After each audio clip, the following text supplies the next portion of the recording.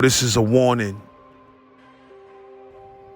There will be some episodes you see on this channel that may disturb some people, may bring back bad memories for some people, family members, friends, and we just want to apologize in advance for that.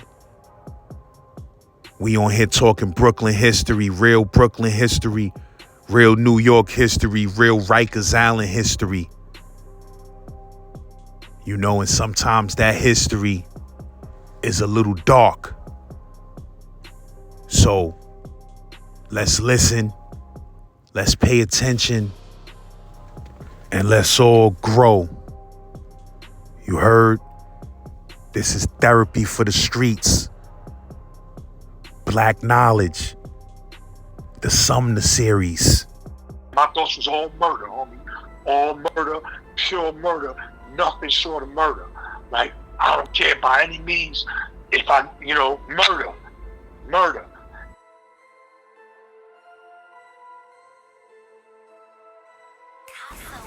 Like I said, we got the HDM. They sent us to the island, and I'm not sure if I told you that part, but I think I told you that when we was in the bullpen, I guess waiting to go to the Bing or whatever.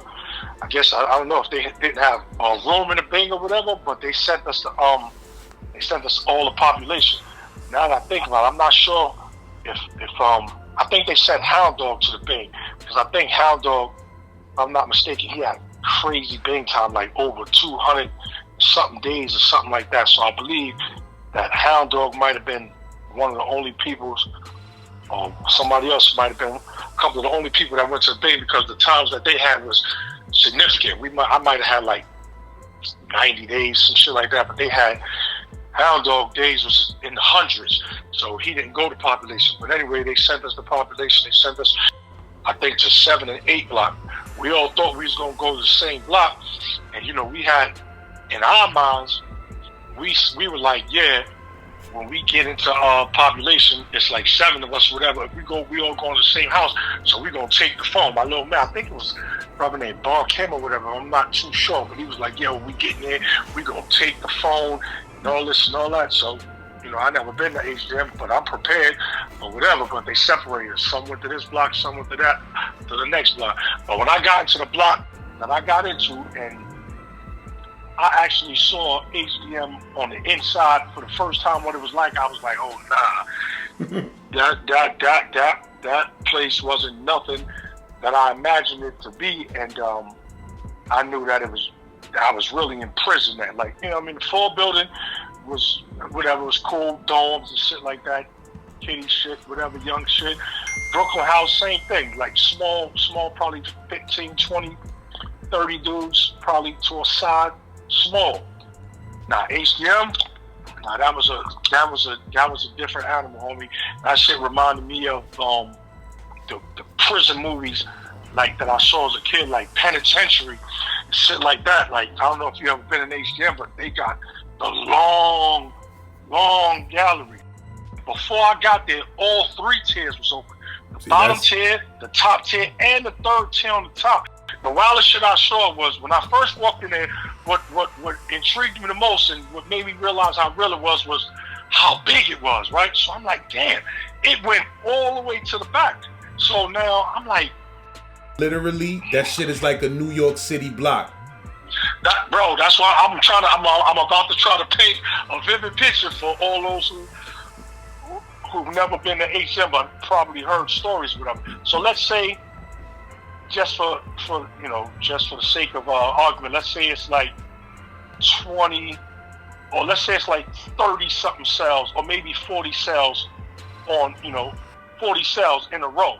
So it's 2 sections. It's the first section when you first walk in. So let's say you walk in and you're in the first set of cells, and let's say it went from 1 through 40, and then there's a staircase in the front right there. Then at the end of them 40 cells, in that first section is a middle stairway area where you go up to the next tier, and then another set of 40 cells, if it was 40, whatever the number is, going all the way to the back. That's a long stretch, homie. Mm-hmm. because the cells was whatever size they was. So you imagine 20, 30, 40 of those in a row, and then a wide staircase, and then another 20, 30, 40 rows in the back. I was like, yeah, that. So the first thing I said, yeah, this is gonna be interesting because I'm from my little interaction in the Brooklyn house when I had that fight over the phone, I'm assuming that any type of work that gets done is gonna be in the back. And in that back is a long way from the front. So in my mind, I was like, yo, any type of work you put in here, homie, you better win. Because, you better do your thing. Don't, don't leave out leaking, or don't get them holes put in you way back there, because you probably won't make it to the front, stretch or no stretch.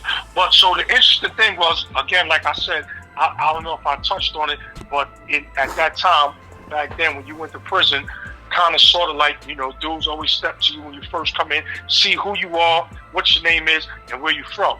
I guess that was dudes' ways of, I guess finding out if it was some official dudes coming in, or if it was some dudes, that was wanted for ratting and all that shit. Because if you was ratting and they knew about it, you was definitely out of there. But I walked in, and it was crazy. It was crazy because before I walked in, when I first walked in, and I'm still looking around, and it's about maybe 3, 4, 5 of us there that came, and dudes was like, dudes coming up front. I guess it must have been the dudes that was running the house. Couple black dudes. They was like, yo, who?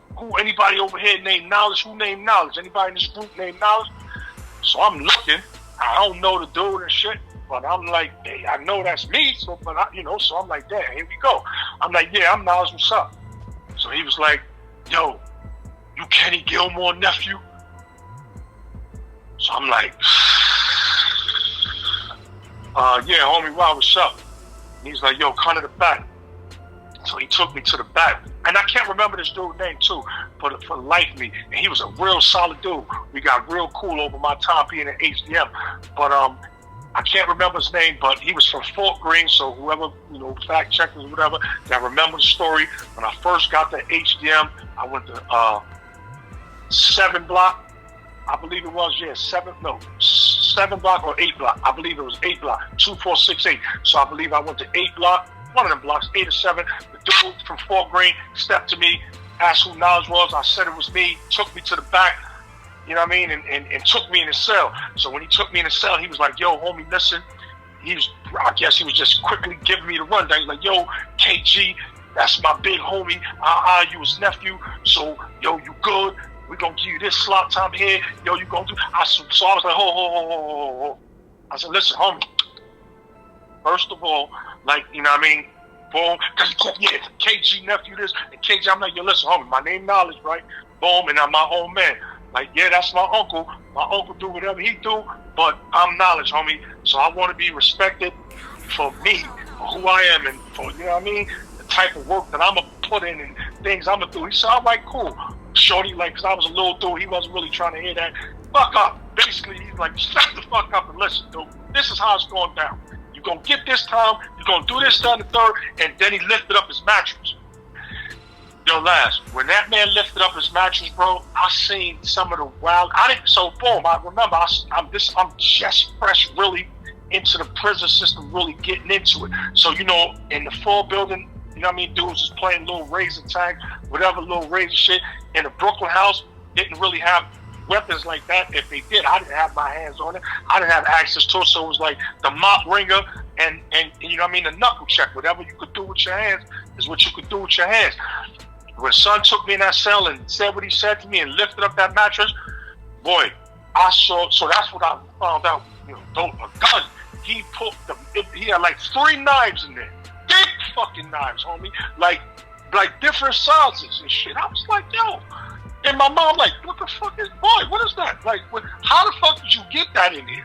Because I never seen no shit like that. I didn't know those was handmade. They was crafted so perfectly that they looked like they came out somebody's kitchen. So I was like, yeah, boy, what the fuck is that? He's like, yo, pick one. And I was like, pick one for what? He was like, yo, just, it get crazy. So if it go down, you got to be prepared. Anywhere you go, you keep one of these on you. You keep this knife and all that, and you put your work in. And whatever, you do what you do. Whatever you can't handle, we'll clean up the rest. But you make sure you take one of these and you get into any situations with anybody. They say anything to you wrong, whatever, put on. I was like, damn. So now that's a big difference from what I just experienced in the floor building when I first came through and bailed back out, and then my experience in the Brooklyn house. So I'm like, all right, so it's really real here. So I'm like, all right, cool. He was like, yo, go up front, find out what cell you going in, whatever. I found out what cell I was going to, and I went to my cell, unpacked that little bit of shit that I had, and then was waiting to get on the phone for the little slot time he gave me, whatever. Get on the phone, let my people know I was on the island, HDM, whatever. Before I could even do that, let me see, I wasn't even in the house an hour. Police called me to the front, called me by my government. Yo, such and such, report to the front. So I go to the front, and that homie from Fort Greene and a couple of other dudes that he introduced me to, they came up to the front with me, and they was like, yo, pack your shit. I was like, pack my shit? I ain't even do nothing. I just got here. I ain't do nothing. It was like, no, pack your shit. You going down the 2 block. Kenny Gilmore called for you down there. So I'm like, so the dudes was like, damn, homie, yo, yeah, son, you about to see your Uncle Strong here, so you can't do no dumb shit in here because anything you do is gonna be a reflection of him and on his name. But let him know we had you down here. He ain't have to pull you down there like we had you. You would have been good down here. So I was like, damn. So I'm like packing my shit and all that, I'm like, all right, fuck it. It's a new adventure. So now I'm packing my shit, about to go to 2 block. He was like, dude, damn, I wish I remember his name, man. He called me back like, yo, come back here for a second. He brought me back to the cell. He's like, yo, let me get that joint that I gave you. He's like, yeah, homie, let me get that joint that you gave me. So my face was like, I'm like, hold on. I thought you said, keep this with me on me at all times. And, if it get crazy, use this to put that in. How you going to take it back? He was like, nah. He was like, nah, shorty. You good. You going down there with Kenny and them, they got all the knives down there that you need. So, you know what I mean? I was like, all right, homie. I gave him back his joint and shit. And then I went down to HDM and, to 2 block. Went down to 2 block. My uncle and shit, I went there. He was waiting for me on the gate with this big smile on his face because remember, lad, that I told you that, like, when I was growing up, my uncle was my cheat code. You know what I mean? And he was in jail since I was 7 years old. So by this time, and then I was going to see him ever since I was 7 years old until I started running the streets and catching cases and all that on my own. I was still going to visit my uncle and getting the game and information from him. So he hadn't seen me in a period of time, probably from when I was like, when I came out the house and really started running around like 13, 14, whatever. So, stopped going to visit him around those times because I was in the streets and doing my own thing.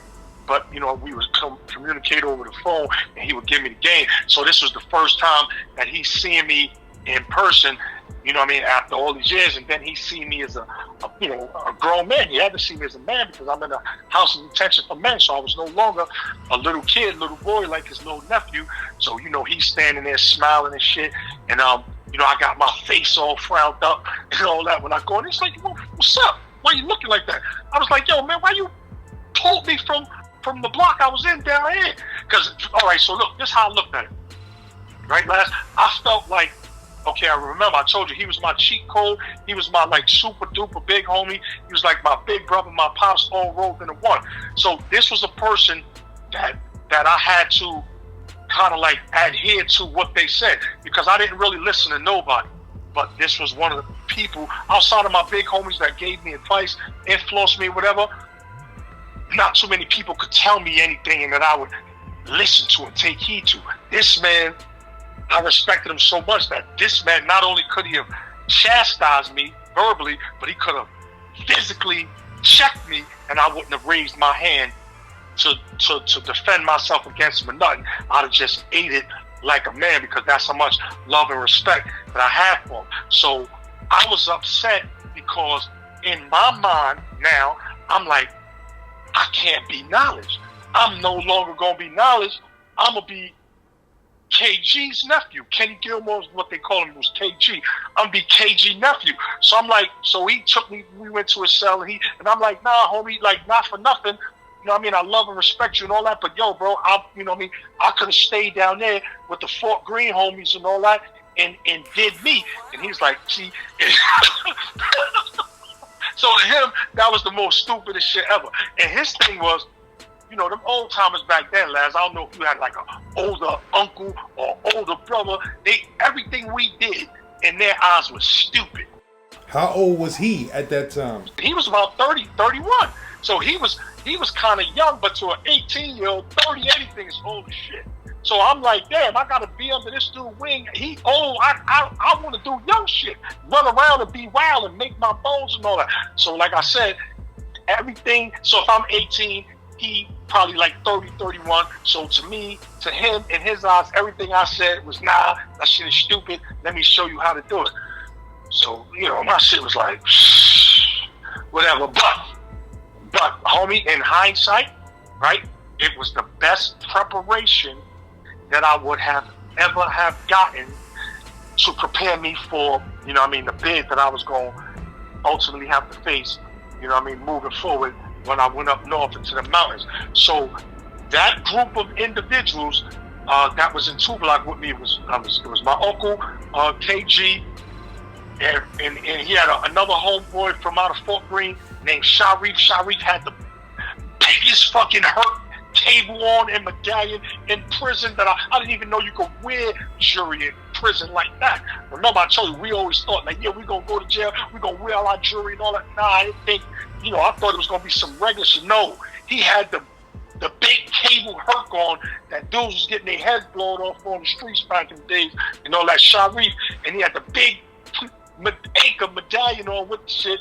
And there was another little short boxer dude named Man from out of Fort Greene, I believe, if I'm not mistaken. I believe he was related to the homie Danny Dan from down on my end, from down in Marcy and shit. And a bunch of older Spanish dudes. I'll never forget this one Spanish dude named Turbo, big Spanish dude named Turbo. And the reason I won't forget him is because he taught me how to knife fight. Like, my uncle had him every day in the back, and Man in the back, he had them teaching me how to knife fight and the hand fight, you know, combat in preparation for up north. So he, you know, I was always militant because I've learned from being around him. But now that he had me under his direct tutelage, I guess it was like I was his, you know, it was like he had his son with him, like a biological son, and he was teaching me the game and everything that I needed to know, like, you know, and like I said, those life lessons, especially with regard to prison, helped me a lot. And then, you know, I was an observant dude. I was always on point and paying attention to everything from the street, so I kind of picked up a lot. So I learned a lot. I learned a lot about relationships in terms of men building and bonding with other men. I learned how to, you know what I mean, respect other men. Where you said that kid Turbo was from? I don't know where Turbo was from. Turbo was just he could have been from Brooklyn. I don't know. He was just a big diesel, older Hispanic dude. He was older than my uncle because he moved slow. And he taught me the knife game, how to knife fight. But he moved slow, but he didn't move slow because when he was teaching me shit, and when my young, cocky little ass thought I was able to have him and do some shit, he always twisted on me and ended up fucking me up and showed me how he would have killed me. He's like, yeah, look, if this was a real situation, you would have been dead. If this was a lung shot, I'd have collapsed your kidney, I'd have pierced your heart, I'd have put it through your neck. I'm like, yo, bro, all of this?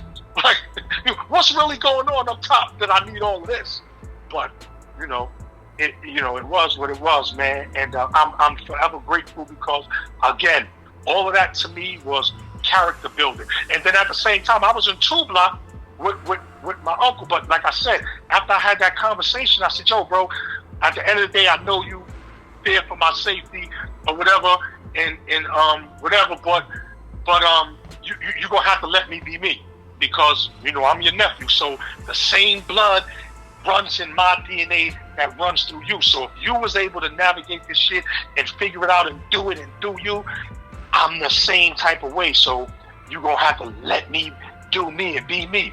And again, these was older dudes, homie. So what I started doing, I started building me a team of younger dudes, and me and my team of we was young, lads. We was 18. So, we used to play around, like we running around the gallery, pretending to knife fight and playing. And Sharif, the homie Sharif that had the big cable and the anchor medallion, he hated young boys. You know them old heads that don't like young boys? That for no reason, I don't care who they are, they always find a reason to yell at you and you said this is what year again? 1987 going into 1988 HDM. And Sharif was always, yo, knowledge, man.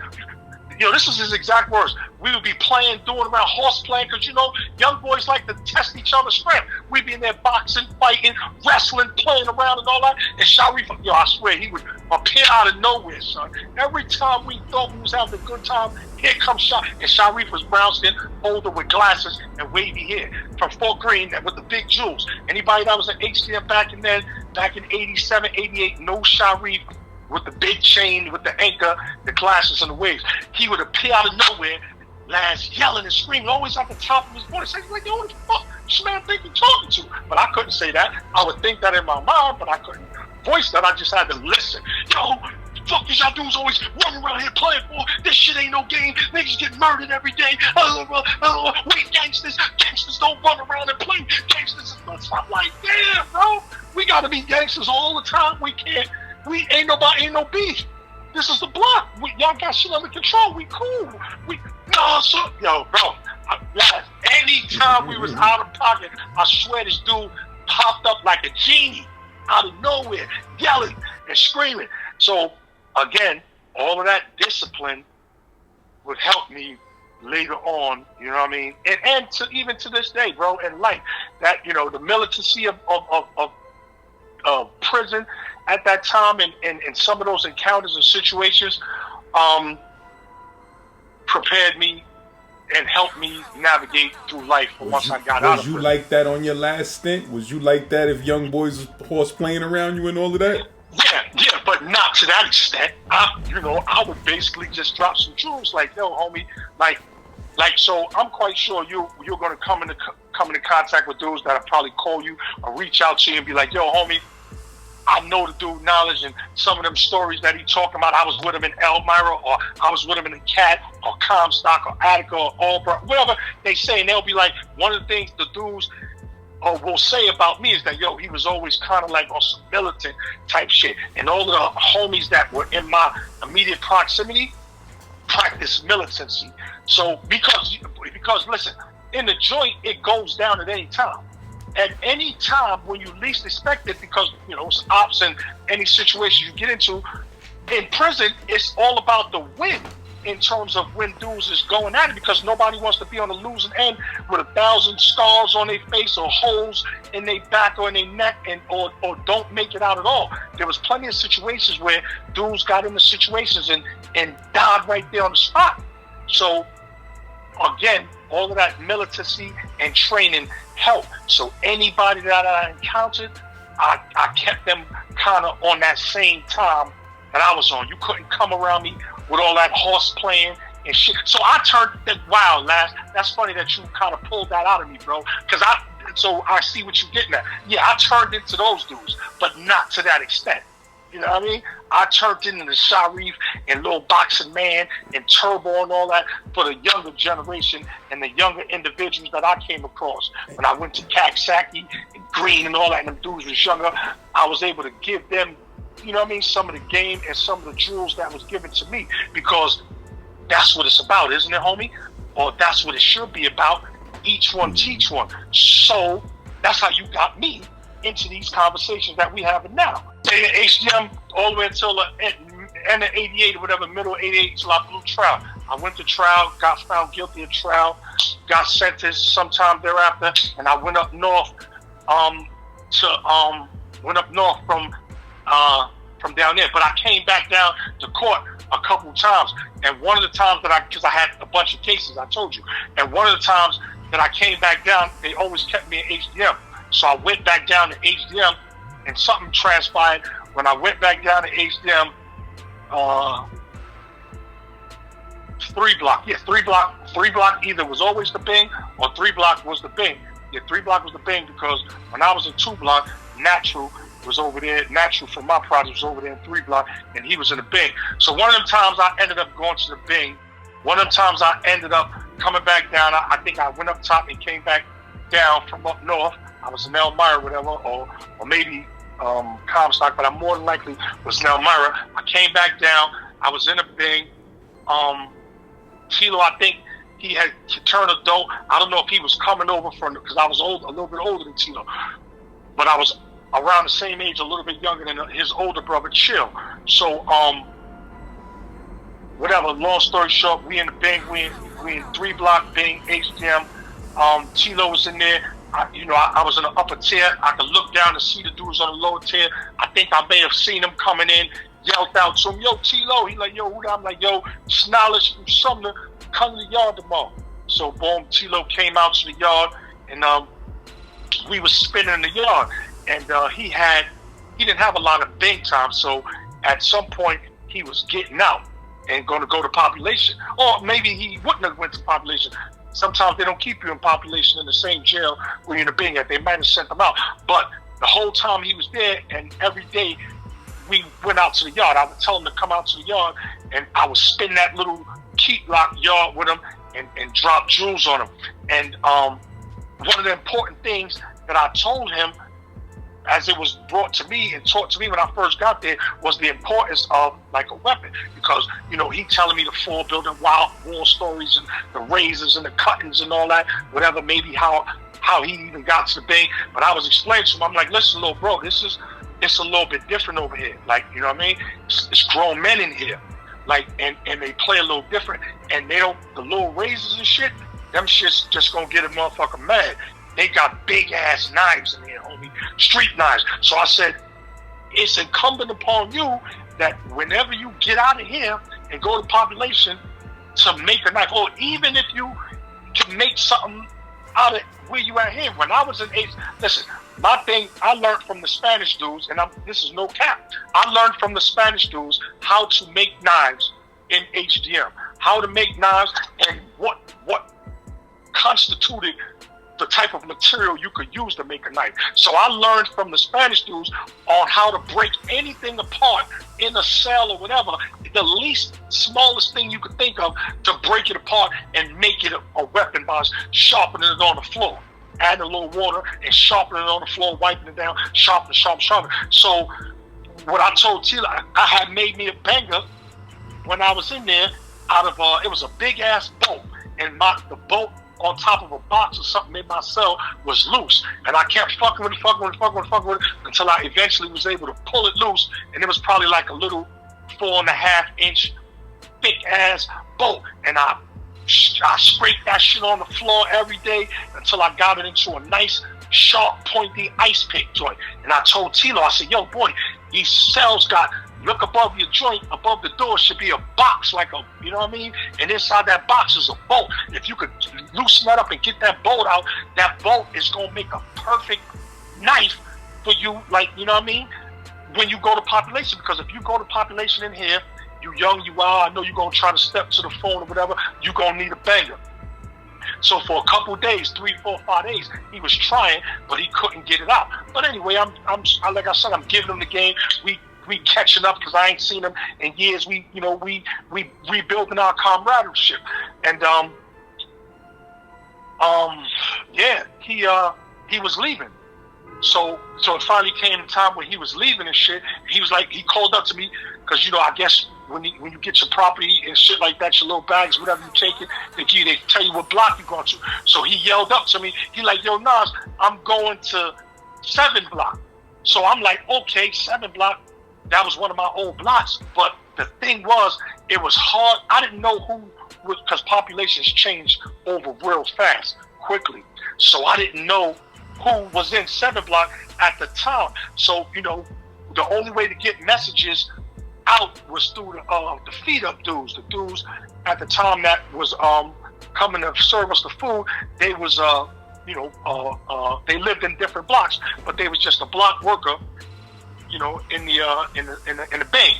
So he was like, yo, homie, I'm going to 7th block. Yo, don't worry about it. I'm good. I love you. Stay up. I can't wait till we get back home. Together we going to do crazy things on the streets and all this and all that. I'm like, all right, bro. I love you, homie. Be safe, little bro. Remember what I told you, bro. Like, when you get there, arm yourself.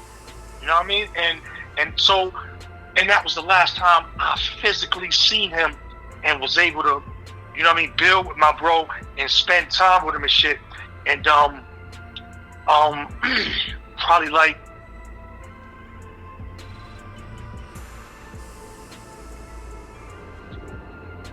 like maybe like a week, 2 weeks later. I don't even know. I'm not gonna cap and just guess any number, but it was sometime shortly after that.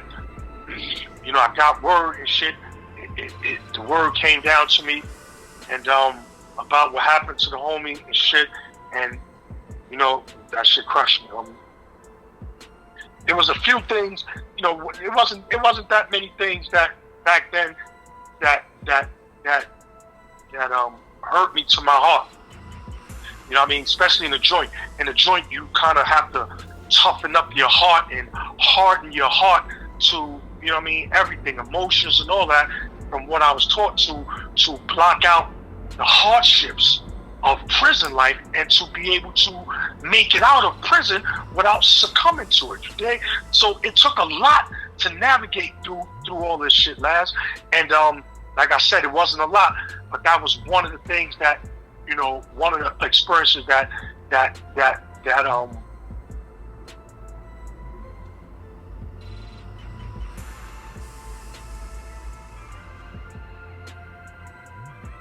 yes, sir. So yeah, that was one of the experiences that crushed me a little bit, man. That shit broke my heart, and it broke my spirit for a little period of time and shit. And because that was the homie. Like I said, I didn't meet Chino in jail.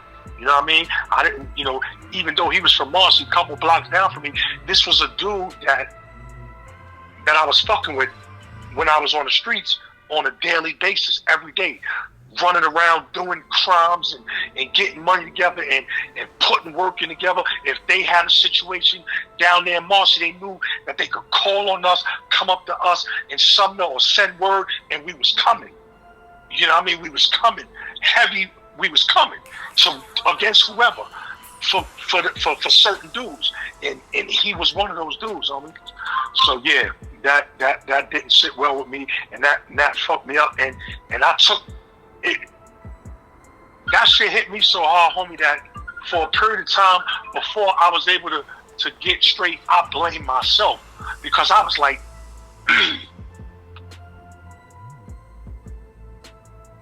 damn, homie, although you weren't there with them and there was nothing you could do to physically prevent it, I felt like that was my little bro. That was a younger brother of mine that I fucked with heavy, and he came over to my building, a building where I ran around for almost a year, some change, almost 2 years, and made a name for myself. So I felt like, even though I was in the thing and I was unable to physically be there, when word got out like what happened, and they would have been like, and the dudes in the hood would have been like, yo, damn, well, who was in the building with the homie? And if word got out, oh yeah, he was, Knowledge was an age there, running around with all that jewelry and doing shit. So that's the type of shit. Even though it didn't have nothing to do with me in terms of me being able to prevent it physically because I wasn't there, I still felt like, for a period of time, for a long time, I felt like I don't know. I mean, it's hard to put these type of emotions and feelings into proper perspective and words, because it's like, damn, I felt like this is it right here. I felt like I let my little bro down, man. Like he came on my stomping grounds and I let him get killed, even though that's not what happened, that's how I felt, homie. Word. Yeah, that shit is heavy, bro. That shit is heavy. Yeah, that was real talk, homie. That's how I felt, man. And you know, that shit bothered me for a long time because, you know, like I said, you see a lot of shit happen. Shit happens in prison, bro. Dudes get killed on a regular basis. Might not be every day, but dudes get killed in prison a lot for various different reasons, homie.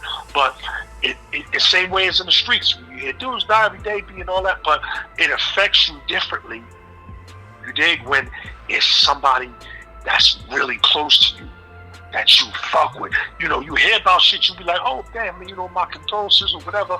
You know, I feel bad or whatever. But when it hits home like that, it's a different type of. For me anyway. For me, it was a different type of pain that you know I was unfamiliar with.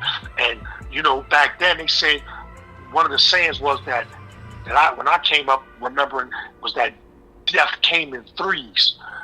When I heard that saying, I remember that saying. So when that news came back to me in my mind, I was like, okay, so you better brace yourself, homie, because there's more to come. If we holding true to the belief or those ideologies that you know death comes in pairs or threes or whatever the saying was, I'm like, damn, I just had those bad omens, like, you know, more was to come. I was gonna lose more homies that were close to me, and it was gonna be out of my control. I was not gonna be able to, you know what I mean, do anything about it. And it really burnt me up because I was in the Bing. It's not like I couldn't put on, you know, I wasn't there. I didn't know who did it. You know, you get all of that information later and all that. But, you know, when we came up last, everything was about, and you know, it's not to say that it was a smart thing or the right thing or whatever, but that's just the way we was living, homie. So I'm only telling you my experiences and how we saw things and how we reacted to the things we saw. When we came up, homie, death was retaliated with by death. So nothing short of death for me was gonna fix that situation. You know what I mean? Right or wrong, people can say whatever they want to say, how they feel about, you know what I mean, whatever I'm saying, but this is black knowledge. This is my internalizations, and these is my feelings with respect to things. You touch one of mine, I'm touching one of yours, 2 or 3 or 4 yours.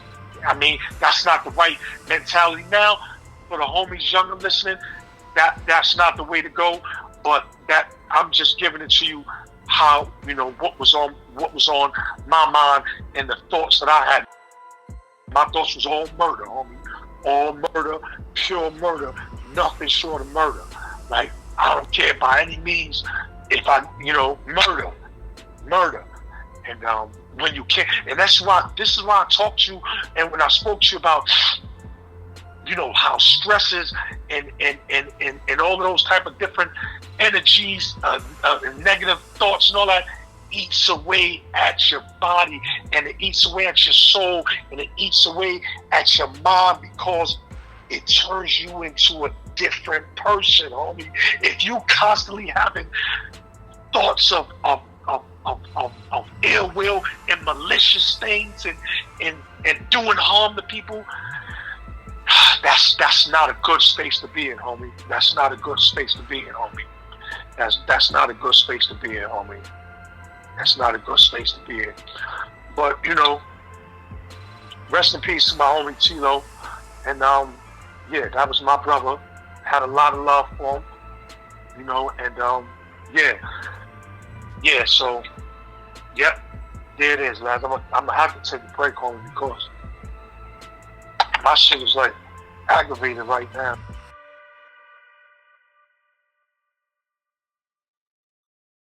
Yeah, HDM is different, bro. It's a lot of stories. Like I said, there was a lot of solid men there. I was in there with a lot of solid dudes, man.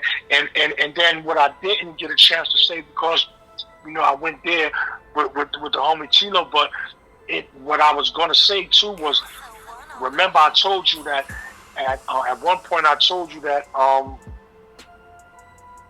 a lot of times when we was in the streets, right, dudes, I told you that at one point in time I wasn't cool with a lot of individuals because we was all breaking, building our reputation and breaking bones and doing what we was doing respectively in different areas. We may have knew about each other, but we never fucked with each other. Prison forces you to, whether you want to or not, have to interact with people that you may not have necessarily wanted to or would have interacted with in the free world. You dig? So a lot of those beefs and a lot of those animosities and situations that you have with dudes in the streets, if it wasn't a joint where blood was shed and dudes got laid down or whatever, then it was always my experiences that when dudes got behind the wall, those was always situations that allowed dudes an opportunity to get to know each other, homie, and come together. And more times than not, I used to find myself saying, damn, man, this shit is crazy. Homie is all right. I thought this nigga was an asshole and nut, and I was going to have to blow his head off. He probably felt the same way about me, but damn, so that lets me know that, homie, our struggles aren't really all that different, homie. They not. Actually, we was poor, black, and in the ghettos. So, shit, our struggles was the same. We was trying to find a way out and to come up. And I guess we really didn't realize that we wasn't each other's fucking enemies, homie. It may have appeared that way, and it may have played out those ways through various situations, but that wasn't really what it was. So prison, with respect to those type of experiences and that type of enlightenment, woke me up, homie, to be like, damn, if I would have been able to connect with this dude on the outside, with our strengths, we probably could have, like I said, homie, it's a lot of in hindsights, man. There's a lot of in hindsights. But, for me, I just take those all as like life lessons and shit. And moving forward, those type of insights help me to realize and give me a better perspective of how to deal with people. It's not always on the rah-rah, tough guy, you know what I mean? Because all that does is give you back that same type of energy, take it to the next level, and then cause lives to be lost for a lot of times no reasons, homie. We was fighting over hoods and names and respects and all that, and property and land that we didn't even own, bro. Not at all. You know what I mean? So, and the police would come through anytime they want and violate. And we didn't even get into these police stories that I got for you, homie. But they coming. Police and correctional officer stories and all that. Black Rob back in the day said COs ain't woe. And, a lot of them weren't. I knew a couple maybe in my life of going through incarcerations, maybe a handful on one or two hands. The most that was alright, you know what I mean? But, for the most part, man, that shift in power where you give power over someone else's life into somebody, and without, knowing whether or not they psychologically able to or ready to accept that type of responsibility and take on those type of roles, you get disasters, homie. You get the type of disasters and fiascos that we've been seeing since, I can remember really being aware and cognizant of everything with respect to, the shit you go through with the boys and all that. But, again, those is different episodes, different situations we're going to talk about. We're going to keep it on this other energy, this street energy shit, whatever, until we shift it. Because I got to get all that out of my system first before I can talk about the transitions and the changes. You know what I mean? I got to let them see what type of animal and out of control individual I was before I, was able to get cultivated and schooled and all that. Like I said, homie, this shit is a journey, man. And right. shit is a journey, homie.